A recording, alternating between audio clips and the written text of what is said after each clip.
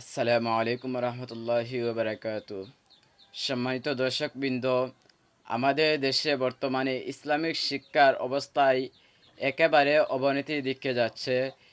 এ বিষয়ে আমাদের সকলকে সচেতন হতে হবে। যখন আমরা মুসলমান এবং এই দেশের নাগরিক, তখন আমাদের প্রত্যেকেরই চেষ্টা করতে হবে যে এই দেশকে উন্নতির দিকে এগিয়ে নিয়ে যাওয়া। এজন্য আমি আজকে আপনাদের সাথে একটি বিষয় আলোচনা এবং শেয়ার করতে যাচ্ছি যে আমাদের দেশে বর্তমানে সামনে আসছে আগামী বুধবার নতুবা বৃহস্পতিবার থেকে আমাদের দেশে রমজান মাস চালু হবে।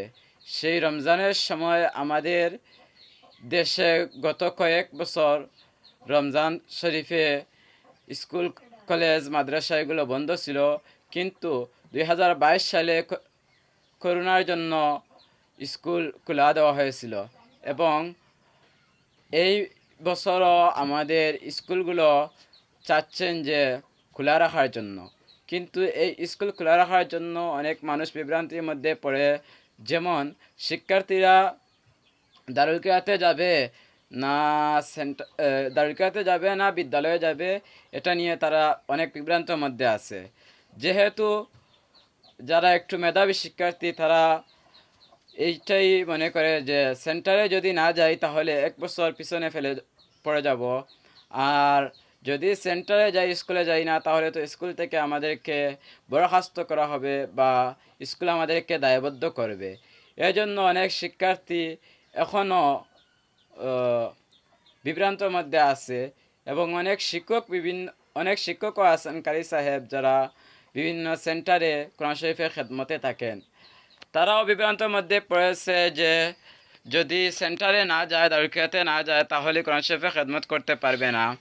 আর যদি সেন্টারে দারুল কিরাতে যায় তাহলে সে কী করবে, তার চাকরি বহাল হবে না।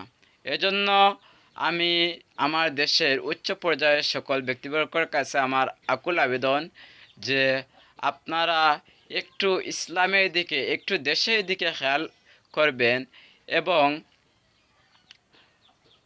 এবং এই রমজান শরীফে প্রত্যেক স্কুল যেন বন্ধ করে দেওয়া হয় এবং স্কুল বন্ধ রেখে আমাদেরকে দারুল কিরাতে পড়ানির এবং পড়ার সুযোগ করে দেওয়া হয়।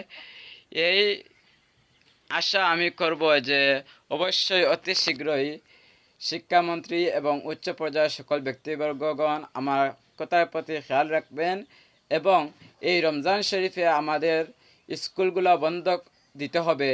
যে স্কুলগুলো এখনও বন্ধ হয় নাই সেগুলো বন্ধ দিতে হবে, কারণ আমরা কোরআন শরীফের খেদমত করতে চাই এবং আমাদের শিক্ষার্থীরাও পড়ে মানুষের মতো মানুষ হতে চায়। এজন্য আমি এই কথাটি বললাম। হয়তো কেউ বা মনে করতে পারেন যে আমি কারো পক্ষপাতিত্ব করছি। না, আমি কোনো দল করি না এবং কোনো দলকে সাপোর্টও করি না। আমি কারো পক্ষপাতিত্ব করছি না। আমি এই দেশের দরদি হয়ে আমি এই কথাগুলো বললাম এবং শিক্ষার্থীদের দরদি হয়ে আমি এই কথাগুলো বললাম। তাই আমাদেরকে অতি শীঘ্রই স্কুল বন্ধের ঘোষণা আসুক এবং আমরা শিক্ষার্থীরা চাই আমরা মানুষের মতো মানুষ হয়ে ইসলামিক জ্ঞান নিয়ে আমরা বড় হব, আর আমাদের শিক্ষকরাও চায় যে কোরআন শরীফের খেদমত করব। আমি শিক্ষামন্ত্রীর কাছে এবং উচ্চ পর্যায়ের ব্যক্তিবর্গের কাছে আমার এই আবেদন রেখে আমার বক্তব্য শেষ করলাম। ওয়া আখিরু দাওয়ানা আলহামদুলিল্লাহি রাব্বিল আলামিন। আসসালামু আলাইকুম।